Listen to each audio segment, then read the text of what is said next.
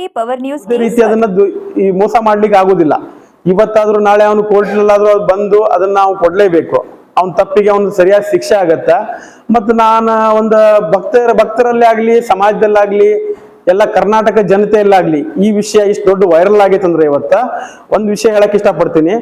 ಯಾವುದೇ ಕಾರಣಕ್ಕೂ ಯಾರ ಭಕ್ತಾದಿಗಳಾಗ್ಲಿ, ಸಮಾಜದಂತ ಉಳಿದಂತಹ ಎಲ್ಲ ಹಿಂದೂ ಸಮಾಜದಂತ ಎಲ್ಲ ಜನರು ಮತ್ತೆಲ್ಲರೂ ಗುರುಗಳಿಗೆ ಸಪೋರ್ಟ್ ಆಗಿ ನಿಂದಿರ್ಬೇಕು. ಯಾವ ಕಾರಣಕ್ಕಂತ ಹೇಳಿದ್ರ, ಅವರು ತಪ್ಪಿತಸ್ಥರಾಗಿದ್ರು ಅಂತ ಹೇಳಿದ್ರ ಅವ್ರು ಪೊಲಿಟಿಷನ್ಗೆ ಹೋಗ್ತಾ ಇರ್ಲಿಲ್ಲ. ಇದನ್ನ ನೀವು ಮೊದಲು ತಿಳ್ಕೋಬೇಕು. ಮತ್ ತಿಳ್ಕೊಂಡು ಭಕ್ತರಲ್ಲಿ ನಂದೊಂದು ವಿನಂತಿ ಏನಂದ್ರ, ಭಕ್ತರಲ್ಲಿ ಸ್ವಾಮಿಗಳ ಮೇಲೆ ಅವಿಶ್ವಾಸ ನೀವು ಇದು ಮಾಡ್ಕೊಳಕ್ ಹೋಗ್ಬೇಡ್ರಿ. ಸತ್ಯ ಅಸತ್ಯ ಇವತ್ತಲ್ಲಿ ನಾಳೆ ಹೊರಗೆ ಬಂದೇ ಬರುತ್ತೆ. ಅದಕ್ಕೋಸ್ಕರ ಯಾರೋ ಏನೋ ಹೇಳ್ತಾರಂತ ಅನ್ನೋ ಉದ್ದೇಶಕ್ಕೋಸ್ಕರ ಕಿವಿ ಕೊಡಾಕ್ ಹೋಗ್ಬೇಡ್ರಿ. ನಿಮ್ಮ ಆತ್ಮಸಾಕ್ಷಿಗೆ ಸ್ವಾಮಿಗಳ ಜೊತೆ ನೀವು ಒಡನಾಟ ಮಾಡಿದಿರಿ, ಜನ ಒಡನಾಟ ಮಾಡ್ಯಾರ. ಸಂಸ್ಥೆ ಇಷ್ಟು ದೊಡ್ಡದಾಗಿ ಬೆಳಿಬೇಕಂದ್ರೆ ಸಣ್ಣದಾಗಿ ಬೆಳೆಯಂಗಿ ಒಂದೇನು ಮಾಡ್ಬೇಕಂದ್ರ ನಮ್ಗ ಇನಿಷಿಯಲ್ ಸ್ಟೇಜ್ ಅಲ್ಲಿ ಈ ದೊಡ್ಡ ಮಠ ಕಟ್ಟಕ್ ಆಗಲ್ಲ. ಆದ್ರೂ ನೀವು ಇಷ್ಟು ದೊಡ್ಡದಾಗಿ ಬೃಹತ್ ಆಕಾರದಾಗ ಬೆಳೆದತ್ತಂತಂದ್ರ ಅದನ್ನ ಯಾರ ತುಳಿಯಾಕ 100 ಮಂದಿ ನೋಡವ್ರನ್ನ. ಅದಂತೂ ಸಮಾಜದಾಗಂತೂ ಮೇಲೆದ್ದಿದಂತ ಜನರನ್ನು ತುಳಿಯೋದಂತ ಸ್ವಭಾವ ಐತಿ. ಅದೇ ರೀತಿ ಈ ಪ್ರಕರಣದಲ್ಲೂ ಆಗಿದೆ. ಅದಷ್ಟು ಬಿಟ್ರೆ ಬೇರೆ ಏನೂ ಆಗಿಲ್ಲ.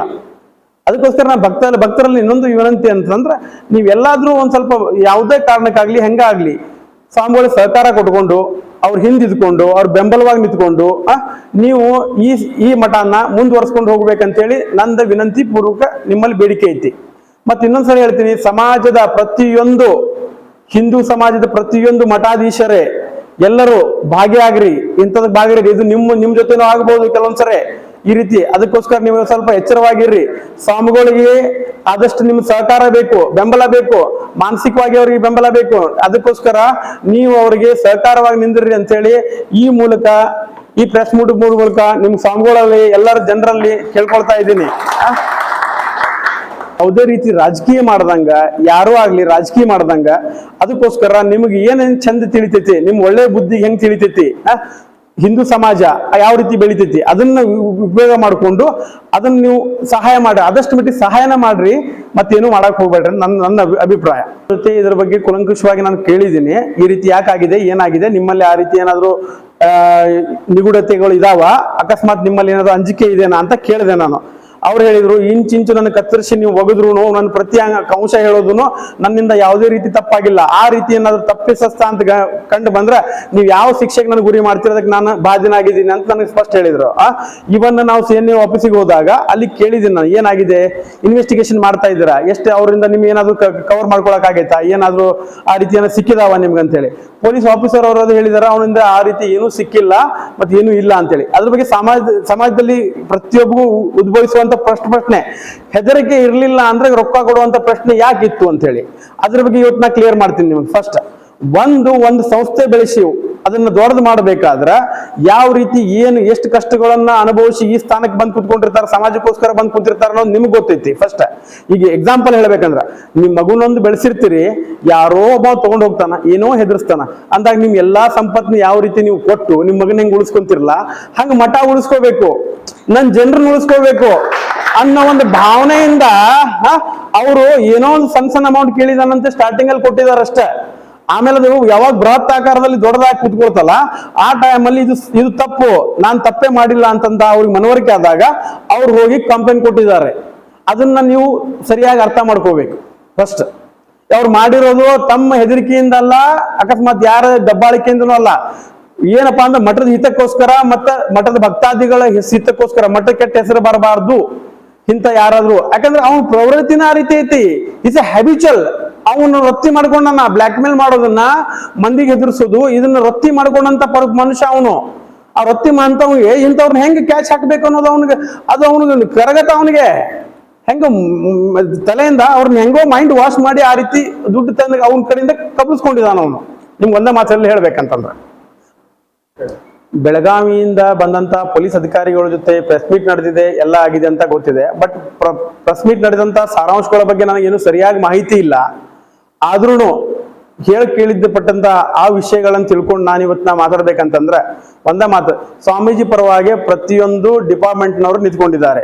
ಈ ಪ್ರಕರಣದಲ್ಲಿರುವಂತಹ ಪ್ರಕಾಶ್ ಅನ್ನುವಂತ ಮನುಷ್ಯ ಅವನು ಆಲ್ರೆಡಿ ಈ ರೀತಿ ಒಬ್ಬ ಇಂಡಸ್ಟ್ರಿ ಮನುಷ್ಯಾಗ ಮತ್ತು ಸಂಬಂಧಪಟ್ಟಂತ ರಾಜಕಾರಣಿಗಳಿಗೆ ಇದೇ ರೀತಿ ದಬ್ಬಾಳ ಬೆದರಿಕೆ ಹಾಕೋದು, ಅವ್ರನ್ನ ಬ್ಲ್ಯಾಕ್ ಮೇಲ್ ಮಾಡೋದು, ಈ ರೀತಿ ಮಾಡುವಂತ ಪ್ರವೃತ್ತಿ ಇರುವಂತ ಮನುಷ್ಯ ಇದಾನಂತೇಳಿ ಕೆಲವೊಂದು ಪ್ರೆಸ್ ಮೀಟ್ ಇಂದ ಗೊತ್ತಾಗಿದೆ. ಅದಕ್ಕೋಸ್ಕರ ಅದನ್ನೂ ಎಲ್ಲ ಭಕ್ತಗಳು, ಎಲ್ಲ ಮಠಾಧೀಶರು, ಕರ್ನಾಟಕದ ಪ್ರತಿಯೊಂದು ಜಿಲ್ಲೆಯಲ್ಲಿರುವಂತ ಪ್ರತಿಯೊಂದು ಭಕ್ತರು ಇದನ್ನ ಗಮನಕ್ಕೆ ತಗೊಂಡು ಮಠದ ಬಗ್ಗೆ ಒಳ್ಳೆ ಅಭಿಪ್ರಾಯ ಇಟ್ಕೋಬೇಕಂತೇಳಿ ಕೇಳ್ಕೊಳ್ತೀನಿ ನಾನು. ನಮಸ್ಕಾರ. ಶ್ರೀ ಪರಮಹಂಸ ಪರಮ ರಾಮಾರೂಢ ಸ್ವಾಮಿ, ರಾಮಾರೂಢ ಮಠ, ಸಿಮಿಗೇರಿ ನಂಬರ್ 2, ಈ ಸ್ವಾಮಿಗಳ ಮೇಲೆ ಒಂದು ಆರೋಪ ಇದೆ. ಅದನ್ನು ಮಾಡಿದಂಥವರು ಪ್ರಕಾಶ್ ಮೂಡಲ್ ಅಂತ ಹೇಳಿ, ಅವರು JDS ಇಂದ ರಾಮದುರ್ಗಕ್ಕೆ ಒಬ್ಬ ರಾಜಕೀಯ ಪ್ರತಿನಿಧಿಯಾಗಿ ಅಲ್ಲಿ ಇದು ಮಾಡಿದ್ರು, ಅಂದ್ರೆ MLA ಸೀಟಿಗೋಸ್ಕರ ಇದು ಮಾಡ್ಕೊಂಡಿದ್ರು. ಅವರಲ್ಲಿ ಸೋತಿದ್ದಾರೆ. ಅದ್ರ ಮೇಲೆ ಅವ್ರ ಪ್ರವೃತ್ತಿ ಯಾವ ರೀತಿ ಅಂತ ನಾವು ಸಂಬಂಧಪಟ್ಟಂತ ಇಲಾಖೆಗೆ ಹೋಗಿ ನಾವು ಅದ್ರ ಬಗ್ಗೆ ವಿವರಣೆ ಪಡ್ಕೊಂಡಿದೀವಿ. ಆ ವಿವರಣೆ ಪಡ್ಕೊಂಡಾಗ ಗೊತ್ತಾಗಿರೋದು ವಿಷಯ ಅಂತಂದ್ರೆ, ಅವರು ಇದೇ ರೀತಿಯಾದ ಪ್ರಕರಣಗಳ 10-12 ಪ್ರಕರಣಗಳಲ್ಲಿ ಭಾಗಿಯಾಗಿದ್ದಾರೆ. ಭಾಗಿಯಾಗಿದ್ದು ಅದು ಇವ್ರನ್ನ ಈ ಮಠಕ್ಕೆ ಬರ್ಬೇಕಾದ್ರೆ ಒಬ್ಬ ಭಕ್ತನ ರೀತಿಯಲ್ಲಿ ಬಂದು ಅವ್ರನ್ನ ನಮಸ್ಕಾರ ಮಾಡೋದು, ಆಮೇಲೆ ಅವ್ರ ಜೊತೆ ಒಡನಾಟ ಮಾಡೋದು, ಸ್ವಾಮಿಗಳೇನು ತಿಳ್ಕೊಂಡ್ರು, ಈ ಭಕ್ತ ನಮ್ಮ ಮಠಕ್ಕೆ ಏನಾದ್ರು ಒಳ್ಳೇದ್ ಮಾಡ್ಬೋದು, ಜನರಿಗೆ ಒಳ್ಳೇದ್ ಮಾಡ್ಬೋದು, ಸಂಸ್ಥೆಗೆ ಒಳ್ಳೇದ್ ಮಾಡ್ಬೋದು. ಯಾಕಂದ್ರೆ ಮಠ ನಡೆಸ್ತಾ ಇರೋದು ಜನಹಿತಕ್ಕೋಸ್ಕರ, ಯಾವುದೇ ಒಂದು ಇದಕ್ಕೋಸ್ಕರ ಅಲ್ಲ, ವೈಯಕ್ತಿಕ ಒಂದು ಆಸಕ್ತಿಯಿಂದ ಮಠ ನಡೆಸ್ತಾ ಇಲ್ಲ. ಅದಕ್ಕೋಸ್ಕರ ಸಮಾಜ ಉದ್ಧಾರ ಆಗ್ಲಿ, ಇಲ್ಲಿ ನೆಲೆಸಿರುವಂತ ಜನ ಉದ್ಧಾರ ಆಗ್ಲಿ, ಎಲ್ರು ಚೆನ್ನಾಗಿರ್ಲಿ ಅನ್ನೋದೊಂದು ಮನೋಭಾವನೆ ಎಲ್ಲಾ ಮಠಾಧೀಶರಲ್ಲೂ ಇರುತ್ತೆ. ಅವ್ರಿಗೆ ವೈಯಕ್ತಿಕ ಆಸಕ್ತಿಗಳನ್ನ ಎಲ್ಲಾ ಬಿಟ್ಟು ಅವ್ರು ಇಲ್ಲಿ ಈ ಸ್ಥಾನಕ್ಕೆ ಬಂದು ಕುತ್ಕೊಂಡಿರ್ತಾರ. ಹಂಗಿರ್ಬೇಕಾದ್ರೆ ಅವ್ರು ಇಷ್ಟು ಇದು ಮಾಡ್ಬೇಕು ಅಂದ್ರೆ ಅವ್ರಲ್ಲಿ ಬಂದು ಅವನೊಂದು ಪ್ರವೃತ್ತಿ ಹೆಂಗಪ್ಪ ಅಂದ್ರ, ಪ್ರಕಾಶ್ ಅವ್ರದ್ದು ಒಂದು ಪ್ರವೃತ್ತಿ ಹೆಂಗಪ್ಪ ಅಂತಂದ್ರ, ಇದನ್ನೇ ಒಂದು ಕಾಯಕವಾಗಿ ಮಾಡ್ಕೊಂಡಂತ ಮನುಷ್ಯ ಅವನು. ಅವ್ರನ್ನ ಯಾವನ್ನ ಮನುಷ್ಯನ ಹೆಂಗ್ ಮೆಂಟಲಿ ಅವ್ನು ಹಿಡ್ಕೋಬಹುದು, ಅಕಸ್ಮಾತ್ ಅವ್ನು ಯಾವ ರೀತಿಯ ಬ್ಲ್ಯಾಕ್ ಮೇಲ್ ಮಾಡಕ್ ಸಾಧ್ಯ ಐತಿ ಅನ್ನೋ ಒಂದು ಉದ್ದೇಶದಿಂದ ಅದನ್ನೆಲ್ಲ ಮೊದಲು ಸ್ಟಡಿ ಮಾಡ್ಕೊಂಡು ಬಂದು ಅವ್ರು ಆ ರೀತಿ ಮಾಡ್ತಿರ್ತಾರ. ಆ ಮಾಡೋದ್ರಿಂದಾಗಿ ಇವ್ರು ಏನು ವಿಚಾರ ಮಾಡಿದ್ರ, ಆ ಟೈಮಲ್ಲಿ ನನ್ನ ಮಠಕ್ಕೆ ಕೆಟ್ಟ ಹೆಸರು ಬರುತ್ತೆ, ನನ್ನ ಮಠಕ್ಕೆ ಕೆಟ್ಟ ಹೆಸರು ಬರುತ್ತೆ, ಮತ್ತು ನನ್ನ ಕೆಟ್ಟ ಹೆಸರು ಬರುತ್ತೆ. ನನ್ನ ಕೆಟ್ಟ ಹೆಸರು ಬಂದ್ರೆ ಊರಿಗೆ ಕೆಟ್ಟ ಹೆಸರು ಬರುತ್ತೆ, ಸಂಸ್ಥೆ ಕೆಟ್ಟ ಹೆಸರು ಬರುತ್ತೆ. ಎಲ್ಲಾ ರೀತಿಯಿಂದ ಈ ರೀತಿ ವಿಚಾರ ಮಾಡಿಕೊಂಡು ಮೊದ್ಲೇನೋ ಸಣ್ಣ ಬೇಡಿಕೆ ಇಟ್ಟಾಗ ಅದನ್ನ ನಾನು ಪೂರೈಸಿದ್ದಾರೆ. ಏನೋ ಒಂದು ಸಣ್ಣ ಬೇಡಿಕೆ ಇರ್ಬೋದು, ಆಯ್ತು ಅಂತ ಹೇಳಿ. ಆಮೇಲೆ ಇದೇ ರೀತಿಯಾಗಿ ಕೆಲವೊಂದು ಆ ಬೇಡಿಕೆಗಳು ಮತ್ತು ಪುನರಾವರ್ತನೆ ಆದಾಗ ಅವ್ರಿಗೆ ಅದು ಯಾಕೋ ಸರಿ ಕಾಣ್ಲಿಲ್ಲ. ಒಬ್ಬ ಮನುಷ್ಯ ತಪ್ಪು ಮಾಡಿದ್ದಾಗಿತ್ತು ಅಂತ ಹೇಳಿದ್ರೆ ಆ ಪೊಲೀಸ್ ಸ್ಟೇಷನ್ಗೆ ಅದು ಹೋಗಂಗಿಲ್ಲಾಗಿದ್ದ, ಅವ್ರ ಅಗೇನ್ಸ್ಟ್ ಕಂಪ್ಲೇಂಟ್ ಕೊಡಂಗಿಲ್ಲಾಗಿದ್ದ. ಅವ್ರದ್ದು ಯಾವಾಗ ಮಿತಿಮೀರಿ ತಮ್ಮ ಎಲ್ಲಾ ಹಂತಗಳನ್ನು ಮೀರಿದ್ರು, ಆ ಟೈಮಲ್ಲಿ ಸ್ವಾಮಿಗಳು ಒಂದು ನಿರ್ಣಯಕ್ಕೆ ಬಂದ್ರು, ಇದು ಯಾಕೋ ಅತಿ ಆಗತ್ತ, ಯಾಕಂದ್ರೆ ನಾನು ಮಠದ್ದು ಘನತೆ ಮತ್ತು ಅಕಸ್ಮಾತ್ ಜನರದ್ದು ಇದು ಅಂತ ತಿಳ್ಕೊಳಕತ್ರ ಕಾನೂನಿಗೆ ಅನ್ಯಾಯ ಮಾಡ್ದಂಗೆ ಆಗ್ತೈತಿ, ಆಮೇಲೆ ಸಮಾಜಕ್ಕೆ ಅನ್ಯಾಯ ಮಾಡ್ದಂಗೆ ಆಗ್ತೈತಿ ಅನ್ನೋ ಉದ್ದೇಶ ಇಟ್ಟುಕೊಂಡು ಸಂಬಂಧಪಟ್ಟಂತ ಅಧಿಕಾರಿಗಳನ್ನ ಭೇಟಿಯಾಗಿ ನಡೆದಿರುವಂತ ವಿಷಯಗಳನ್ನು ತಿಳಿಸಿ ಆ ವ್ಯಕ್ತಿ ಮೇಲೆ ಇವತ್ತು ಆರೋಪಿ ಸ್ಥಾನದಲ್ಲಿದ್ದಾನ ಅವನ ಮೇಲೆ FIR ಆಗಿದೆ. ಇವತ್ತು ನಾವು ಹೋಗಿ CNO ಆಫೀಸಿಗೆ ಹೋಗಿ ಅಲ್ಲಿ ಅದ್ರ ಬಗ್ಗೆ ಏನಾಗಿದೆ ಏನಿಲ್ಲ ಅಂತ ಕೇಳ್ಕೊಂಡು ಬಂದಿದ್ದೀವಿ. ಅದ್ರ ಬಗ್ಗೆ ಇನ್ವೆಸ್ಟಿಗೇಷನ್ ಆಗ್ತಾ ಇದೆ. ಅವನು ಇನ್ನೂ ಕಸ್ಟಡಿಯಲ್ಲೇ ಇದ್ದಾನೆ. ಕಸ್ಟಡಿಯಲ್ಲಿ ಇದ್ಕೊಂಡು ಅವನಿಂದ ಇನ್ನೂ ವಿಷಯಗಳನ್ನ ಸಂಗ್ರಹಿಸೋದಿದೆ. ಆಮೇಲೆ ಈಗ ಸಂಬಂಧಪಟ್ಟಂತ 82 ಲಕ್ಷಗಳನ್ನ ಅವನಿಂದ ಪೊಲೀಸವರು ರಿಕವರಿ ಮಾಡ್ಕೊಂಡಿದ್ದಾರೆ. ಇನ್ನೂ ಸ್ವಲ್ಪ ದುಡ್ಡು ಬರಬೇಕು, ಯಾಕಂತಂದ್ರೆ ಅದು ಸಮಾಜ. ಗುರುಭ್ಯೋ ನಮಃ. ಇವಾಗ ನಮ್ಮ ಮಠದಲ್ಲಿ ಒಂದು ನಡೆಯಬಾರದಂಥ ಒಂದು ಘಟನೆ ನಡೀತು. ಅದು ಏನು ಅಂತ ಕೇಳಿದರೆ, ನನಗೆ ಯಾರೋ ಗೊತ್ತಿಲ್ಲದಂಥ ಒಬ್ಬ ಅಪರಿಚಿತ ವ್ಯಕ್ತಿ, ನಾನು ಕ್ರೈಮ್ ಬ್ರ್ಯಾಂಚಿನ DSP ಮಾತಾಡ್ತೀನಿ, ADGP ಮಾತಾಡ್ತೀನಿ ಅಂತ ನನಗೆ ಕರೆ ಮಾಡಿ ಅಪಶಬ್ದಗಳಿಂದ ಮಾತಾಡಿ, ನಿನ್ನ ಮೇಲೆ ಹಲವಾರು ಕ್ರೈಮ್ಗಳು ದಾಖಲಾಗಿವೆ, ನಿನಗೆ ನಾನ್ ವೇಲೇಬಲ್ ವಾರಂಟ್ ಆಗಿದೆ, ನೀನು ಒಳಗೆ ಹಾಕ್ತಾರೆ, ಅದು ಫೈಲ್ ನನ್ನ ಕಡೆ ಬಂದದಂತ ಉಳಿದಿದೆ, ಅದು ಸಾಬೀತಾದರೆ ಸಾಯುವವರೆಗೆ ಜೈಲಿನಲ್ಲಿ ಇರಬೇಕಾಗ್ತದಂತ ಇಂಥ ಹಲವಾರು ಶಬ್ದಗಳನ್ನು ನನಗೆ ಮಾತಾಡಿ ಹೃದಯ ವಿದ್ರಾವಕವಾಗಿ ನನ್ನ ಎದೆ ಒಡೆದು ನೀರಾಗಿಬಿಡ್ತು. ಆಮೇಲೆ ನಾನು ಶಬ್ದ ಮುಗ್ಧನಾದ ಮಾತುಗಳನ್ನು ಕೇಳಿ, ಮುಂದೆ ನಿನ್ನ ಮಠದ ಮರ್ಯಾದೆ, ನಿನ್ನ ಮರ್ಯಾದೆ, ಆಮೇಲೆ ಭಕ್ತರಿಗೂ ನಿನಗೂ ವಿರೋಧ ಬರುವಂಗೆ ಮಾಡ್ತೀನಿ, ನನ್ನ ಮಾತು ಈ ಒಂದೇ ಸಲ ಅವ್ರಿಗೆ ಹೇಳಿಬಿಟ್ರೆ ಒಂದು ತಾಸಿನಲ್ಲಿ ನಿನ್ನ ಓಡಿಸ್ತಾರ ಅಂತ ಹಿಂಗೆಲ್ಲ ಅಂದಾಗ ನಾನಂದೆ, ನನ್ನ ಮರ್ಯಾದೆ ಹೋದ್ರೂ ಪರವಾಗಿಲ್ಲ, 3 ತಲೆಮಾರಿನಿಂದ ಬಂದಂಥ ಸಿದ್ಧಾರೂಢರ ಸಂಪ್ರದಾಯವಾಗಿರತಕ್ಕಂಥ, ಆ ಸಿದ್ಧಾರೂಢರ ಸಮಾನ ಮಠವಾಗಿರತಕ್ಕಂಥ ಈ ರಾಮಾರೂಢರ ಮಠದ ಕೀರ್ತಿ ನನ್ನಿಂದ ಕಳಿಲಿಕ್ಕ ಬಂತಲ್ಲಪ್ಪ, ಇದು ಅಪಕೀರ್ತಿ ಬರ್ತದಲ್ಲ ಅಂತ ತಿಳ್ಕೊಂಡು ನಾನು ಭಾಳಷ್ಟು ಮುಗ್ಧನಾಗಿ, ಒಂಥರ ಹುಚ್ಚನಾಗಿ, ನನಗೆ ಹಿಪ್ನಾಟಿಸಮ್ ಮಾಡ್ದಂಗೆ ಮಾಡಿದ್ರು. ಈ ಮಠದ ಕೀರ್ತಿ ಕಳಿಬಾರದು ನನ್ನಿಂದ ಅಂತ ತಿಳ್ಕೊಂಡು ಅದು ಹಿಪ್ನಾಟಿಸಮ್ ಮಾಡಿದ ಮನುಷ್ಯ ಬಾಯಿ ತಡಿಯಾಗಿ ಅವ ಕುಂದ್ರಂದ್ರೆ ಕೂಡುದು, ಏಳಂದ್ರೆ ಏಳುದು ಹೆಂಗೆ ಮಾಡ್ತಾರೋ ಹಾಗೆ ಅವ್ರು ಕೇಳಿದ್ದಕ್ಕೆ ನಾನು ಹೂ ಕೊಡ್ತೀನಿ ಅನ್ಕೊಂತೆ ಹೋಗ್ಬಿಟ್ಟೆ. ಆ ಕೀರ್ತಿ ಕಳಿಬಾರದು, ಮಠದ್ದು ಅಪಕೀರ್ತಿ ಬರಬಾರದು, ಹೂ ಮಾರದಲ್ಲಿ ಹುಲ್ಲು ಮಾರ್ದಂಗೆ ಆಯ್ತಲ್ಲ ನನ್ನಿಂದ ಅಂತ ತಿಳಿದು ಇದು ಒಂದೇ ಭಯದಿಂದ ನಾವು ಹಣ ಕೊಡ್ತೀನಿ ಅಂತ ಒಪ್ಕೊಂಡು ಹೋಯ್ದು ಹಣ ಕೊಟ್ಟಿನಿ. ಬೇರೆ ಯಾವ ಕಾರಣಗಳು ಇಲ್ಲ. ಎಲ್ಲರಲ್ಲಿಯೂ ಇವತ್ತು ಏನು ಮೂಡಿದ ಸಮಸ್ಯೆ ಅಂತ ಕೇಳಿದ್ರೆ, ಭಕ್ತರಿಗೆ ಯಾಕೆ ಹೇಳಿಲ್ಲ, ಇಷ್ಟು ಅಮೌಂಟ್ ಯಾಕೆ ಕೊಟ್ರು ಅಂತ. ಭಕ್ತರಿಗೆ ಏನಂತ ಹೇಳಿ ನಾನು ಒಬ್ಬ ಯಾವರೇನ ಗುಂಡ ಏನಾರೇ ಅದಾನಂತ ಹೇಳಿದ್ರ ಹೇಳ್ತಿದ್ದೆ, ಅನಾಮಧೇಯ ಕರೆಗಳು ಬಂದ್ರೆ ಹೇಳ್ತಿದ್ದೆ. ಆಕ್ಚುಲಿ ಒಬ್ರು ದೊಡ್ಡ ಹುದ್ದೆಯಲ್ಲಿರ್ತಕ್ಕಂಥ ಅಥವಾ ದೊಡ್ಡ ಪೊಲೀಸ್ ಇಲಾಖೆಯ ಹುದ್ದೆಯನ್ನು ಬಳಸ್ಕೊತಾ ಇದ್ದಾನೆ, ನಾ ಏನಂತ ಭಕ್ತರಿಗೆ ಹೇಳಿ, ಅವರೇ ಏನ್ ಮಾಡೋರು ಹೇಳಿದಂದ್ರೆ ಇವತ್ತು ರಾತ್ರಿ ನನ್ನ ಕತೆ ಮುಗೀತು ಅಂದ.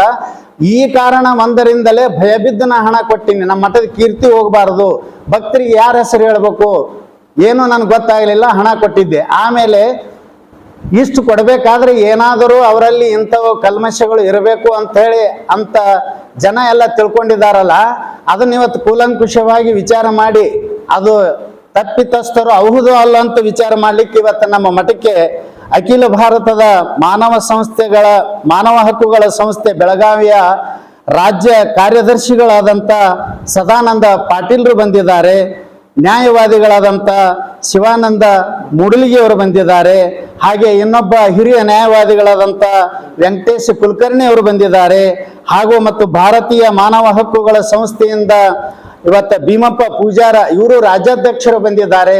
ತಾವೆಲ್ಲರೂ ಭಕ್ತರಿದ್ದೀರಿ, ತಮ್ಮೆಲ್ಲರಿಗೂ ನಾನು ಮತ್ತೊಂದು ಸಲ ಧನ್ಯವಾದಗಳನ್ನು ಅರ್ಪಿಸಿ ನಾ ಇನ್ನೊಂದು ಏನು ಹೇಳ್ಬೇಕಂತೀನಿ ಅಂದ್ರೆ, ಜನರಲ್ಲಿ ಇವತ್ತು ಏನು ಸಂಶಯ ಬಂದದಲ್ಲ, ಏನೂ ತಪ್ಪಿರಲಿಲ್ಲ ಅಂದ್ರೆ ದುಡ್ಡು ಯಾಕೆ ಕೊಟ್ಟರು ಸಣ್ಣ ಮಗುಗೂ ತಿಳಿತದ. ನಾ ಅಂತೀನಿ, ಭಯದಲ್ಲಿ ಬಿದ್ದ ಮನುಷ್ಯನ ಸ್ಥಿತಿ ಅವನಿಗೆ ಗೊತ್ತ, ಬೆಂಕಿಯಾಗಿ ಬಿದ್ದವನ ಸ್ಥಿತಿ ಅವನಿಗೆ ಗೊತ್ತ, ನೀರೊಳಗೆ ಬಿದ್ದವನ ಸ್ಥಿತಿ ಅವನಿಗೆ ಗೊತ್ತ. ಹೆಂಗೆ ಕಡೆಕಾಗಲಿ ಅನ್ನೋದು ಒಂದೇ ಇರ್ತದೆ ವಿನಃ ಅಪರಾಧ ಮಾಡ್ಯಾನಂತ ಕಲ್ಪಿಸಬಾರ್ದಲ್ಲಿ. ಆ ಅಪರಾಧ ಮಾಡಿದ ವ್ಯಕ್ತಿ ಬೇರೆ ಇರ್ತದ. ಇದು ಎಲ್ಲರೂ ತಿಳ್ಕೊಂಡಾರ. ಆ ಸಂಶಯ ತೆಗೆದೋಗಿರಿ ನೀವು.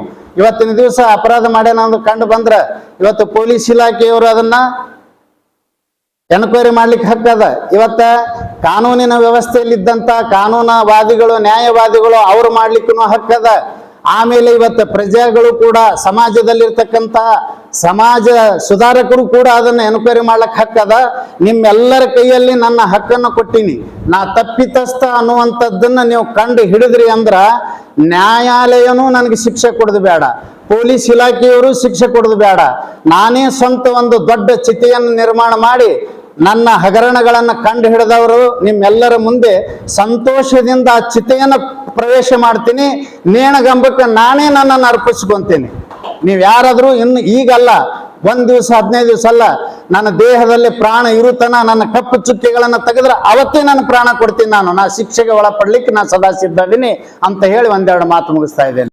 ಅಡ್ವೈಸರ್ ಅವರು ಬೆಳಗಾವಿಯಿಂದ ಬಂದು ಇಲ್ಲಿ APMC ಪೊಲೀಸ್ ಸ್ಟೇಷನ್ CPI ಇದು DYSP ಸಾಹೇಬರಿಗೆ ನಾವು ಅವರು ಕೂಡಿ ವಿಚಾರ ಮಾಡೋಕ್ಕಾಗಲಿ DYSP ಸಾಹೇಬರು ಪಾರದರ್ಶಕವಾಗಿ ವಿಷಯಗಳನ್ನು ಹೇಳಿದರು. ಕೆಲವು ವಿಷಯಗಳು ಬಂದು ಈಗ ಸಾಹೇಬರು ಹೇಳಿದರು, ಇನ್ಕಮ್ IGP ಅವರು ಕ್ವಶನ್ ಕೇಳಿದಾಗ ಇಂತಿಂಥ ಉತ್ತರಗಳು ಬಂದು ಅಂತ ಹೇಳಿದರು.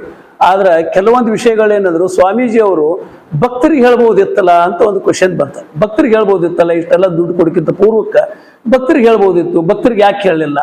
ಆದ್ರೆ ಸ್ವಾಮೀಜಿ ಅವರ ಆತ್ಮವಿಚಾರಗಳನ್ನು ನೋಡ್ಕೊಂಡಿದ್ರೆ ಭಕ್ತರಿಗೆ ಹೇಳಿದರೆ ಮನಸ್ಸು ನೊಂದುಕೊಂಡಾರ ಅನ್ನೋದು ಒಂದೇ ಒಂದು ಉದ್ದೇಶದಿಂದ ಭಕ್ತರಿಗೆ ಹೇಳಕ್ ಹೋಗಿಲ್ಲ. ತಮ್ಮನ್ನು ತಾವು ಸುಟ್ಕೊಂಡಾರ ವಿನಃ ಅವ್ರು ಭಕ್ತರಿಗೆ ಹೇಳಿ ಮನಸ್ಸು ನೋಯಿಸಬಾರದು ಅನ್ನೋದಕ್ಕೆ ಅವನಿಗೆ ಕ್ರಿಮಿನಾಲಜಿ, ಅವ್ನು ಮಾಡ್ತಕ್ಕಂಥ ವಿಚಾರಗಳು, ಅವನೆಲ್ಲ ಇರತಕ್ಕಂಥ ವಾಣಿಗಳು ಸ್ವಾಮೀಜಿಯವರ ಎದೆಯನ್ನ ಲೂಸ್ ಮಾಡ್ಯದ. ಯಾಕಂತಂದ್ರೆ ಅವು ಮಾತಾಡ್ತಕ್ಕಂಥ ವಾಣಿಗಳೆಲ್ಲ ನಮ್ಗೆ ಬಂದದಾವು. ಆ ವಿಷಯದಿಂದ ಅವರ ಒಂದು ಭಯವಿದ್ದ ಅವ್ರಿಗೆ ವಿನಃ ದುಡ್ಡು ಕೊಟ್ಟಾರ ಹೊರತಾಗಿ ಅವರು ಅಂಜಿ ಹಿಂಗೆ ಇದು ಮಾಡಬೇಕು ಅದನ್ನು ಮಾಡಬೇಕು ಅಂತ ಕೊಟ್ಟ ವಿಷಯ ಏನಲ್ಲ. ದಯಮಾಡಿ ಭಕ್ತಾದಿಗಳಾಗಲಿ ಇವತ್ತು ಪೊಲೀಸ್ ಇಲಾಖೆಯವರಾಗಲಿ ಅವ್ರ ಪಾರದರ್ಶಕವಾಗಿ ಸ್ವಾಮೀಜಿಯವ್ರ ಬಗ್ಗೆ ಯಾವುದೂ ಇದಿಲ್ಲ. ಮತ್ತು ಅವ್ರ ಬಗ್ಗೆ ಹನಿ ಟ್ರಾಪ್ ಅಂತ ಒಂದು ವಿಷಯ ಬಂತು. ಹನಿ ಟ್ರಾಪ್ ವಿಚಾರಗಳನ್ನು ನಾವು ಸಂಶೋಧನೆ ಮಾಡಿ ನೋಡಿದಾಗ ಸ್ವಾಮೀಜಿಯವರು ನಾನು ಇವತ್ತು ಯಾವ ಅಗ್ನಿಯಲ್ಲಿ ನಿಂದ್ರಿಸಿದ್ರು ಕೂಡ ನಾನು ಭಸ್ಮ ಆಗಕ್ಕೆ ತಯಾರಿದ್ದೀನಿ ಅನ್ನೋತಕ್ಕಂಥ ಮಾತನ್ನು ಅವ್ರು ವ್ಯಕ್ತಪಡಿಸಿದ್ರು. ಮತ್ತು ಇದಕ್ಕಿಂತ ಸಾಧನೆ ಇದಕ್ಕಿಂತ ವಿಚಾರಗಳನ್ನು ನಾವು ಇನ್ನೇನು ಸ್ವಾಮೀಜಿಯವ್ರನ್ನ ಕೇಳ್ತಕ್ಕಂಥದ್ದೈತಿ? ಏನು ಇಲ್ಲ, ವಿಷಯಗಳನ್ನು ಎಲ್ಲವೂ ದೇಸಾಯಿ ಅವರು ಇದೇ ಹೇಳಿದರು. ಅವರು ಕೂಡ ಪಾರದರ್ಶಕವಾಗಿ ವಿಚಾರಗಳನ್ನು ತಿಳ್ಕೊಂಡು ಹೇಳಿದರು. ಮತ್ತು ನಾವು ಕೂಡ ತಿಳ್ಕೊಂಡಿದ್ದೀವಿ. DYSP ಸಾಹೇಬರು ಚೋರು ಒಳ್ಳೆಯವರು ಅದಾರ. ಗಂಗಲ್ ಸಾಹೇಬ್ರು ಅಂತ ಹೇಳ್ತಾರೆ, ಅವ್ರು ಕೂಡ ಪಾರದರ್ಶಕವಾಗಿ ಮಾತಾಡಿ ಬಂದಿದ್ದೀನಿ. ಅವರು ಮಠದ ಅಭಿಮಾನಿಗಳದಾರ. ಆದಷ್ಟು ಮಟ್ಟಿಗೆ ಇದು ಯಾವುದೂ ಮುಂದಿನ ವಿಷಯಗಳಕ್ಕೆ ಹೆದರುವಂಥದ್ದು ಏನಿಲ್ಲ. ಈಗಾಗಲೇ ನಮ್ಮ ವಕೀಲರು ಹೇಳಿರ್ತಕ್ಕಂಥ ವಿಚಾರಗಳನ್ನು ತಮಗೆ ವ್ಯಕ್ತಪಡಿಸಿದ್ದಾರೆ. ಮಹಾತ್ಮರು ಕೂಡ ಅಂಥವ್ರಲ್ಲ. ಯಾಕಂದ್ರೆ 30 ವರ್ಷದಿಂದ ನಮಗೆ ನಿರಂತರ ಸ್ವಾಮೀಜಿಯವರ ನಮ್ಮ ಮನೆಗೆ ಬರ್ತಾ ಇದ್ದಾರೆ. ನಿರಂತರವಾಗಿ ನಾವು ಈ ಮಠಕ್ಕೆ ನಡ್ಕೋತಾ ಇದ್ದೀವಿ. ಒಳ್ಳೆಯ ಒಂದು ಅಧ್ಯಾತ್ಮ ಪ್ರವಚನದ ಮೂಲಕ ಪರಮಾತ್ಮನ ದರ್ಶನ ಮಾಡಿದವ್ರು ಯಾರು ಇದ್ರು ಅದು ರಾಮಾರೂಢ ಜನ. ಯಾಕಂದ್ರೆ ಇಂಥ ಒಂದು ಪ್ರಬುದ್ಧಗಳ ಮಹಾತ್ಮರಿಗೆ ಇಂಥದ್ದೊಂದು ಘಟನೆ ಬಂದದ್ದು ನಮ್ಮ ಭಕ್ತಾದಿಗಳಿಗೆ ಬಹಳಷ್ಟು ನೋವಾಗ್ಯದ. ದುಡ್ಡು ಹೋಗ್ಲಿ ಎಲ್ಲ ಹೋಗ್ಲಿ, ಆದ್ರೆ ಮಹಾತ್ಮರಿಗೆ ಇಂಥದ್ದೊಂದು ಬಂತಲ್ಲ ಅನ್ನುವಂಥದ್ದೊಂದು ಬಹಳ ನೋವಾಗ್ಯದ. ಆ ನೋವು ನಮಗೂ ಆಗ್ಯದ, ಮಹಾತ್ಮರಿಗೂ ಆಗ್ಯದ.